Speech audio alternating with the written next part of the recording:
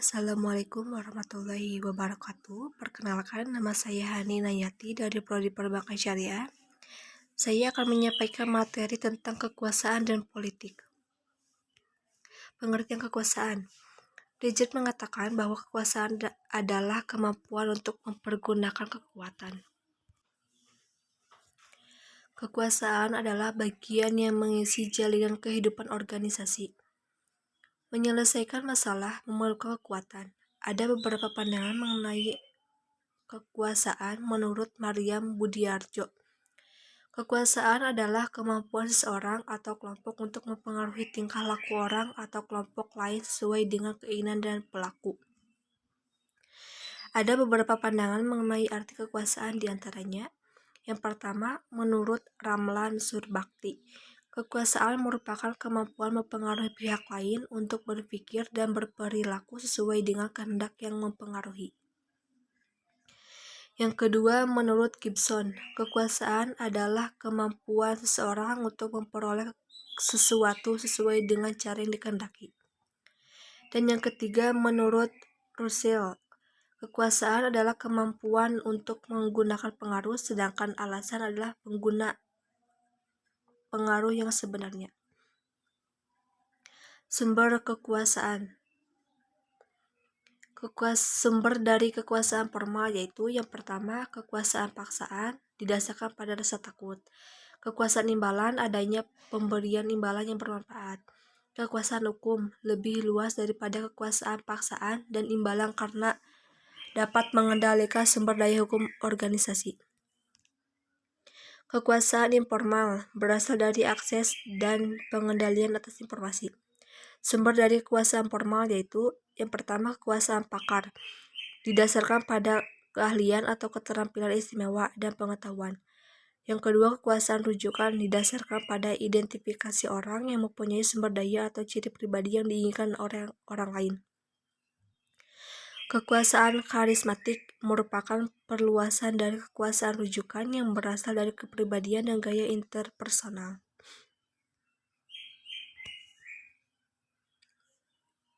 Unsur kekuasaan. Kekuasaan terdiri dari 3 unsur yaitu tujuan, cara, dan hasil. Kekuasaan dapat digunakan untuk tujuan yang baik dan yang tidak baik. Tujuan dari penggunaan kekuasaan biasanya akan mempengaruhi cara yang dipilih oleh individu atau kelompok yang memiliki kekuasaan. Jika pemegang kekuasaan memiliki tujuan yang baik, maka cara yang dipilih juga akan baik.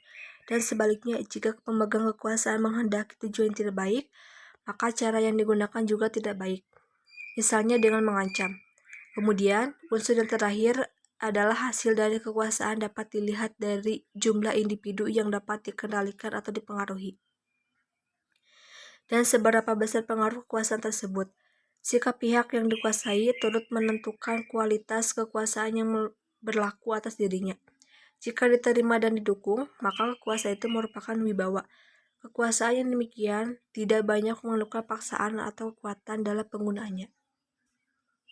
Sifat wewenang kekuasaan. Yang pertama, terdapat pada posisi seseorang.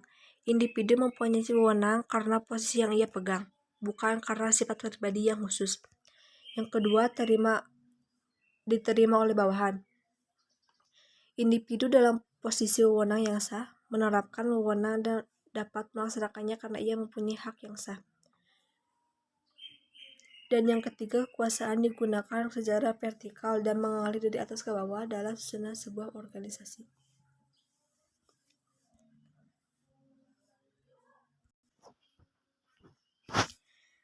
Henry Misbach mengemukakan ada 3 peranan utama yang dimainkan oleh setiap manajer.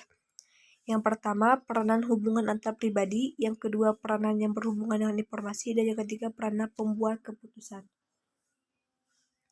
Landasan kekuasaan. Kekuasaan formal, yaitu yang pertama, kekuasaan koersif adalah rasa takut. Yang kedua, kekuasaan koersif itu kekuasaan imbalan atau reward power. Dan yang ketiga, kekuasaan legitimasi, posisi struktural seseorang. Kekuasaan pribadi. Yang pertama, kekuasaan karena keahlian, merupakan pengaruh yang diperoleh dari keahlian, keterampilan khusus, atau pengetahuan. Dan yang kedua, kekuasaan rujukan biasanya didasarkan pada identifikasi terhadap seseorang yang memiliki sumber daya atau sifat-sifat personal yang menyenangkan. Ketergantungan kunci menuju kekuasaan. Pentingnya pemahaman mengenai ketergantungan dalam upaya untuk lebih lanjut memahami kekuasaan itu sendiri. Berikut ketergantungan kunci menuju kekuasaan adalah sebagai berikut. Yang pertama, postulat umum tentang ketergantungan. Yang kedua, penyebab ketergantungan. Yang ketiga, nilai penting. Yang keempat, kelangkaan. Dan yang kelima, keadaan tak tergantikan. Pengertian politik. Politik berasal dari bahasa Yunani yaitu politeia, yang berarti kiat, memimpin kota atau polis. Secara prinsip, politik merupakan upaya untuk ikut berperan serta dalam mengurus dan mengendalikan urusan masyarakat. Menurut Aristoteles, politik adalah usaha warga negara dalam mencapai kebaikan bersama atau kepentingan umum. Politik juga dapat diartikan sebagai proses pembentukan kekuasaan dalam masyarakat yang antara lain berwujud proses pembuatan keputusan, khususnya dalam negara. Perilaku politik yang pertama, memilih wakil rakyat atau pemimpin. Yang kedua, mengikuti suatu partai politik dan lembaga atau organisasi masyarakat. Yang ketiga, ikut serta dalam pesta politik. Yang keempat, memberikan kritik atau saran kepada pelaku politik. Yang kelima, berhak untuk menjadi pemimpin politik. Dan yang keenam, berperilaku politik sesuai dengan perundang-undangan yang berlaku. Secara umum, perilaku politik masyarakat juga dapat dibedakan menjadi sebagai berikut. Yang pertama, perilaku politik radikal, yaitu sikap perilaku warga negara yang tidak puas terhadap keadaan yang ada serta menginginkan perubahan yang cepat dan mendasar. Yang kedua, perilaku moderat adalah perilaku politik masyarakat yang telah cukup puas dengan keadaan yang ada dan bersedia maju, tetapi tidak menerima sepenuhnya perubahan. Yang ketiga, perilaku status quo adalah sikap politik dari warga negara yang sudah puas dengan keadaan yang ada dan berlaku, serta berusaha mempertahankannya. Yang keempat, perilaku konservatif adalah perilaku politik masyarakat yang sudah puas dengan keadaan yang sudah ada dan cenderung menolak atau menutup diri dari perubahan. Dan yang kelima, perilaku politik liberal, yaitu sikap perilaku politik masyarakat yang berpikir bebas dan ingin terus maju. Kaum liberal menginginkan perubahan progresif secara cepat. Politik dalam organisasi.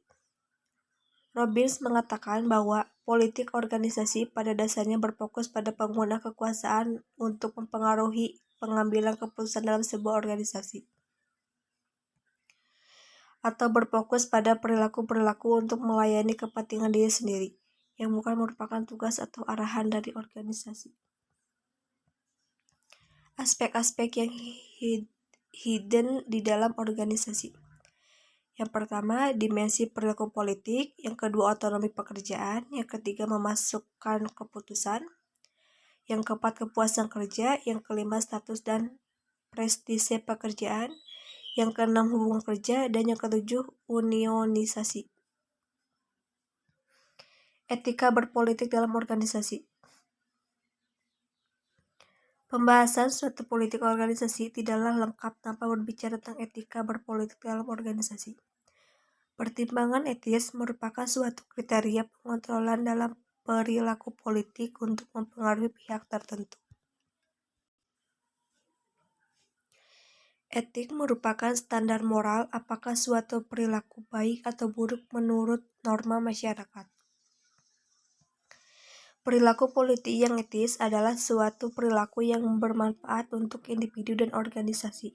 Sedangkan perilaku politik yang tidak etis adalah perilaku yang bermanfaat untuk individu tapi melukai organisasi. Konflik dalam organisasi. Perbedaan-perbedaan atau benturan-benturan yang terjadi di dalam interaksi sosial telah menempatkan konflik sebagai hal yang dianggap negatif. Konflik menciptakan ketidaksepahaman di antara berbagai pihak. Dampaknya, konflik banyak menciptakan ketidakefisienan dalam berbagai sendi organisasi. Ketidaksepahaman ini juga sering memicu timbulnya berbagai politik organisasi yang pada akhirnya berpengaruh negatif kepada kinerja individu dan organisasi. Manajemen konflik. Dalam satu organisasi, konflik kadang-kadang merupakan hal yang sulit untuk dihindari. Karenanya, perlu ada strategi yang dapat mengarahkan konflik menjadi hal yang lebih positif. Para ahli menjelaskan beberapa strategi yang dapat digunakan untuk mengatasi konflik, yaitu avoiding, collaborating, compromising, avoiding, dan accommodating forcing. Peranan kekuasaan dan politik dalam praktik pengembangan organisasi. Pengembangan organisasi adalah suatu pendekatan khusus yang sangat mengandalkan intervensi ilmu perilaku. Pemecahan masalah bersama secara sistematik, dan manajemen kerja sama dari kebudayaan dan proses-proses organisasi. Dengan demikian, program-program pengembangan organisasi melaksanakan strategi perubahan normatif, reedukatif, dan empiris rasional. Bukan suatu strategi kekuasaan paksaan. Menggunakan kerangka Robeson dan Knit-Bine, strategi perubahan normatif edukatif pada norma-norma dan kepercayaan biasanya melalui pendidikan dan pendidikan ulang. Sekian materi dari saya, kurang lebihnya mohon maaf. Ditutup, wabillahi taufik walhidayah. Wassalamualaikum warahmatullahi wabarakatuh.